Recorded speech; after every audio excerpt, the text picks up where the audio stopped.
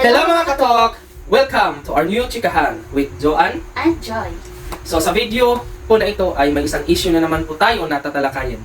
Ang issue na ito ay isang tungkol sa isang netizen kung saan nagalit siya dahil sumubra daw ang decoration ng simbahan kung saan may kinasal at yung decoration nila sa bulaklak ay masyado daw lavish, masyado daw bongga, which is nawawala na daw yung sanctity at holiness ng nasabing simbahan. So ang nasabing simbahan po na ito ay ang Tagbilaran Parish Chapel Cathedral.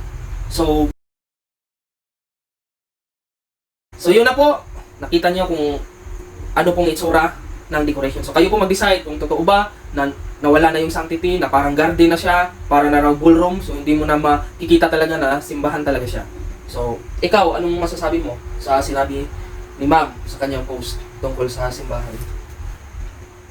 Before ko sabihin yun, ipapakita ko din dito kung ano yung itsura ng simbahan bago ginawan ng decoration ng kinasal. Okay, dito na hindi papakita. So, yun yung simbahan na hindi pa nade-decorationan.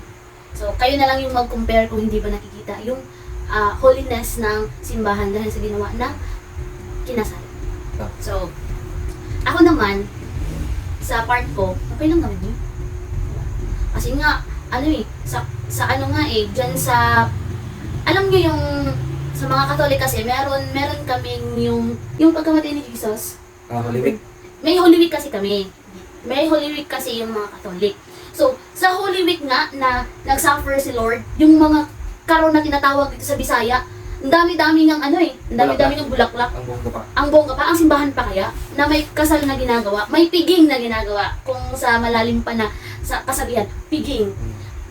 Sa Bible, may piging na pag may piging na ginaganap, or sa mga movies na natitingnan natin yung mga kings, yung mga pag piging yung pinag-uusapan, madaming bulaklak talaga yan, diba? So, ako naman, as kinasal na, kung ako yung padidesisyonin, kung may pera tayong dalawa, pinagkasunduan natin dalawa na ganun ang setup ng kasal natin, syempre, why not, diba? Ako din as girl, ang sarap kayang maglakad ng aisle na ganun kaganda, diba?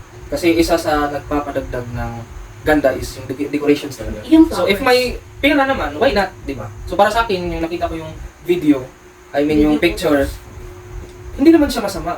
Maganda nga siya tingnan, di ba? Kaya nga, sobrang ganda tingnan. Ang ganda ng pagka-decorate, ang ganda ng mga bulaklak. Ito, sa sobrang ganda ng bulaklak, sa pagka-picture niya, doon sa picture, na nasa baba lang yung picture, syempre hindi makikita yung altar.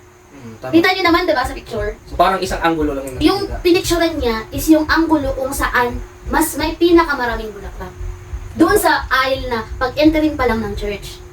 Pero kung tinaas niya konti yung pagka-picture niya, nakikita naman yung yung altar, hindi naman natabunan. Yung issue doon, kung yung altar is nawala na yung santo, nawala na si Lord, nawala na yung table, dahil sa kadamihan ng flower, hindi na nakita yung altar, yun yung hindi tama. Diba? Hindi makita yung mga santos, mga images. Saka parang yung mga bulaklak is nasa entrance lang naman yun, di ba? Yung nasa aisle lang naman yung pinakamadami. Kasi doon naglalakad yung mga bridesmaid, yung ikakasal, di ba? Parang maganda naman yung kuha sa video nila. Alam mo, nung kasal natin, kahit hindi ganun kadaming bulaklak, tuwang-tuwa na nga. Tuwang-tuwa na nga kami. Maliit lang, maganda yung decoration nila. Kaya nga, naka-red carpet pa ako. Red carpet, kung nga anuhin mo, yung red carpet is big deal na yun sa ibang tao. Pero konti lang yung, hindi naman ganun kaparehos yung bulaklak na nilagay namin. Kasi nga, sa mga panahon na yun is, hindi naman ganun kaplakado yung plano namin. Kasi yung kasal namin is, hindi naman siya emergency, kundi madali ang kasal. Kasi nga, wala dito yung parents niya. Ako naman, is, yung parents ko andito nga, nagbe-base kami kung kailan uuwi yung parents niya. So yun, madali ang kasal. Kaya, as in, yung paglalakad ko sa aisle, kahit ganun, hindi lang yun, kahit ganun yung decoration na hindi naman siya ganun hindi naman ganun kadaming bulaklak. Sige, para makontento kayo, papakita ko dito yung picture ng, ng kasal namin. So, same lang din naman di ba? So, di ba parehas lang din naman, marami din naman bulaklak. Pero, yung kaibahan lang is, sobrang dami, ang ganda ng bulaklak na parang nagpakasal sila sa garden. Imagine mo yung garden wedding. Parang ganun. Pero nakikita mo pa din naman, kung tatayo ka sa mismong aisle,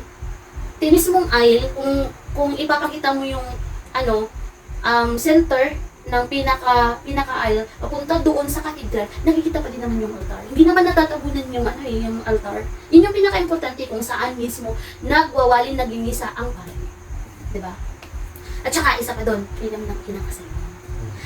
Kinaya nila ang ganun karaming bulaklak, it means marami silang pera. Tama. Pinaghandaan nila. Tama. 'Di ba? Pinaghandaan nila. Tapos, hindi naman kasi, para sa akin, relihiyoso kasi ako. Alam niyo ba, kung gaano kasaya yung taga-simbahan, pag makakita sila ng maraming bulaklak sa altar, Tama. alam niyo ba kung gaano kasaya yung mga officials, ang mga gumagalaw sa simbahan, mga pare, mga madre, mga lectors, minister, kung gaano kasarap sa pakiramdam nila na makita yung simbahan na pinagsiservisyohan nila na maraming bulaklak. Sobrang ganda, sobrang sarap sa feelings. Kung alam niyo lang. Kung alam niyo lang. Sa mga nakaka-relate na nasa simbahan palagi. So, sobrang ganda talaga pag may maraming bulaklak Maraming sa... bulaklak sa simbahan, sa mismong altar. Lalo Kasi, na, advantage doon, lalo na kung binigay yun ng bride tsaka doon mismo sa simbahan. Tapos yung sumunod, kung may misa man yun, kasunod ng kasal nila, kung may misa man yun, tapos binigay nila sa simbahan yung buong bulaklak na yun, sobrang gandang umattend ng misa na maraming bulaklak. Kasi yung bulaklak is parang symbols of abundance. Abundance and Blessings, ganyan. blessings, tas happiness also. Saka pureness. Pureness. So, napakagandang simbolo ng bulaklak. Tapos, makikita mo yan sa simbahan. So, ang masasabi ko din sa picture at saka dun sa nag-post, siguro hindi lang siya nasanay na may kayang magbigay or mag-donate or mag-decorate ng ganun karami. So, parang nabigla siya, na nasanay siya na kunti lang lagi niya nakikita. Kaya biglang, bakit? Parang ganyan. So, again, may sarili-sarili tayong opinion. Baka para sa kanya, mas mas hindi niya maintindihan kung bakit. So, sa base naman sa kanyang post na parang na-generalize niya na yung mga kinakasal ngayon, yung mga new generations na kinakasal, parang nakakalimutan na nila kung gaano kahuli yung simbahan. So, para sa akin, yun yung parang Hindi naman kasi nakakawala sa holiness ang flowers. hindi nakakawala. Yung punto kasi niya, sa sobrang Kaya dami, parang na siyang naging ballroom. Sa Parang opinion naging ko garden. naman, sinabi niya na parang nasobrahan, iko-correct ko yun kasi hindi nakakawala ng holiness ng church ang flowers. Actually, nakakadagdag ito ng kumbaga attraction at saka buhay sa mismong altar. At saka parang ako din naman, kung makakapag ako sa simbahan, parang pride ko na kaya kong ibigay kay Lord kung anong deserve niyang bulaklak na i-design ko sa araw ng kasal ko. Deserve niya kasi mangangako ako sa kanya na itong taong to, ipapangako kung hindi ko hihiwalayan. So, sa harap mo Lord, itong taong to, ipapromise ko na habang buhay hanggang sa mamatay ako, hanggang sa kamatayan namin dalawa, sa iyong kasama ko sa harap mo, at sa harap mo ngayon at hanggang sa bumalik kami sa poder mo. O, Tama. diba? So, kahit ganun na sobrang bongga yung bulaklak, so hindi yun nagpapawala sa sanctity at holiness. Kasi yung mismong event is holy event yun. Kaya nga. Kasi marriage yun. Yan yung isa sa pinaka-special events ng simbahan. Isa yun sa special event sa simbahan, which is marriage. Diba? So, dun pa lang, holy na siya. Yes. Diba? So, dalawang taong nagmamahala na center nila yung Panginoon. Tsaka, kasi, the mind of God, yung pag-isip ng Panginoon, hindi yan maintindihan ng tao diba? So, hindi naman nakakawala ng holiness pag ginawa natin yung bongga yung decoration. Kasi hindi naman nagbase doon yung kinasal. Nagbase sila na ginawa nila yun dahil mahal nila yung isa't isa. At gusto nila ibigay ni yung Lord, pinaka-best. ibigay ni Lord, mabigyan sila ni Lord ng blessing. So, as reward or as give back. give back sa Panginoon, gusto nila na maganda yung bahay ng bahay ng Panginoon. Saka isa pa, hindi naman matutupad yung decoration kung hindi alam ng nasa church mismo. Oo, hindi naman for sure hindi yun pinagbabawal sa simbahan. So, alam ng pari, 100% yun, alam naman. ng lahat ng nasa simbahan yun. Bago nila, kinontinue yung decoration. So, pari na yan alam nila yan kung bawal o hindi. Diba? Magpapaalam din naman yan kung okay lang ba. may actually yung church is, lalong-lalo na yung cathedral, may office yan. Bago ginawa yan ng nag-decorate, tatanong muna yan, ma'am, ate, kuya, or sino ba yung mga staff na nandyan sa office, or ng pare, na, Father, okay lang ba kung ganito yung design na gagawin namin, or decoration na gagawin namin sa simbahan? Ganyan yun. Hindi naman kasi ano eh. Actually, dito sa simbahan namin, ako yung mama na, hindi ko nila sasali yung ibang family side. Ako mismo, isa sa inaabangan ko sa ikinakasal sa church namin. Sa church dito namin, is yung magandang decoration na simbahan. Yes. Isa yun.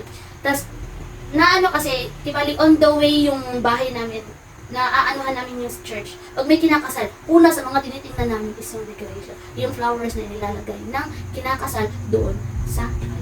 Kaya nga, nagagandahan na nga kami kahit maliit lang yung decoration, lalo na pag ganun talaga ka, ganda yung decoration, di ba? So, for me, okay lang para sa akin. Oo. If ako nga mismo, if I will be given a chance na ikasal ulit, tapos may saktong budget ako. Kung kaya ko na ganun kadami na bulaklak, gagawin ko rin. Kung mas madami pa, Kung mas madami pa, Oo. gagawin ko rin kung yun. kaya namin, mas marami pa doon. Kasi Gagawin. sobrang ganda talaga ng simbolo ng bulaklak. So, mas gugustuhin ko pa na punuin ng bulaklak. Hindi naman in the point na punuin, hindi mo na makita. Oh, yung ano lang. dagdag attraction, yung dagdag na kagandahan sa bahay ni Lord. Oh, kasi Tahanan niya. tama.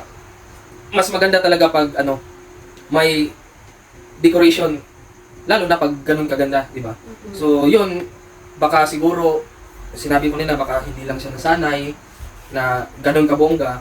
So, sa side sa kinasal, hindi naman nabanggit kung sino yung kinasal, di ba? So, sa side sa kinasal, ginusto nila yun, Ginusto nila yun, pera gastos nila yun. nagpaalam sila sa simbahan, so wala namang problema. Tapos So, as long as masaya sila sa kasal nila, di ba, dapat masaya na lang, dapat maging masaya din tayo. Oo. Kasi blessing yun eh. Blessing yun from Lord. At hiningi nila yun kay Lord na i-bless sila. So dapat tayo, hindi natin sila i-judge the way how they decor the church, kundi ipagpapasalamat na lang natin na yung dalawang tao nag-isa sa atin. Yes. Imbes na magalit or mainis tayo sa decoration or anumang ginawa nila, dapat maging masaya tayo. Kasi may nasaksihan tayo na dalawang tao na naging isa sa pamamagitan ng marriage or kasal.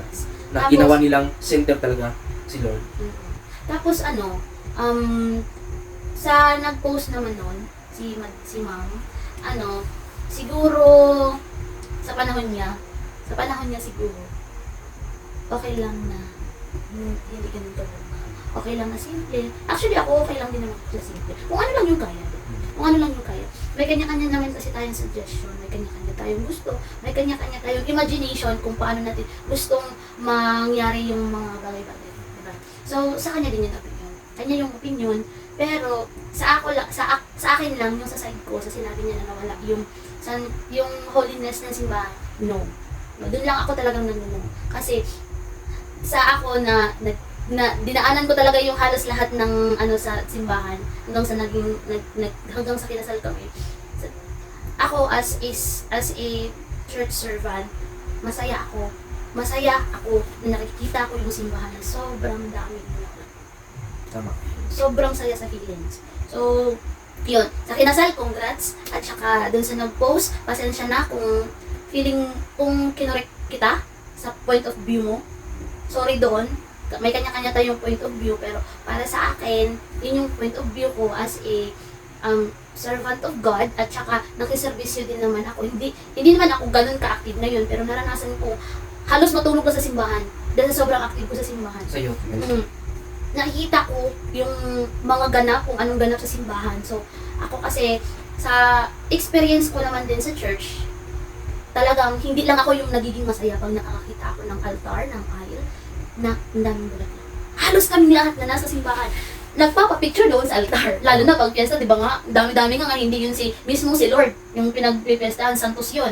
Lalo na yan na, yung pagpapakasal ng, Hihingi tayo ng blessings. nagpapakasal ng dalawang tao is direct to God, who asked blessings na itong taong to, kaming dalawa, mag-iisa kami, papangako namin magsasama kami. One body, one soul. Magsasama kami habang buhay sa harapan mo. So, yun po. So, So, may idadagdag ka pa? So, yun na po yung opinion namin. Yun yung po opinion namin, at saka thank you po sa panonood. Sana po, next talking natin, next Next, talking namin all about issues at saka families, relationship, at kahit ano pa about dyan, life. yung gusto nyo i-suggest sa amin na i-tackle natin dito sa mga videos Comment na nyo dadating. lang. I-comment nyo lang at saka wag nyo kalimutan i-like, i-share, At saka at saka subscribe. subscribe din. Para mas marami pa tayong pag-uusapan na At mapag-uusapan yes na na topics. So, maraming salamat mga katok. Sa susunod Sa ulit. susunod ulit. Bye!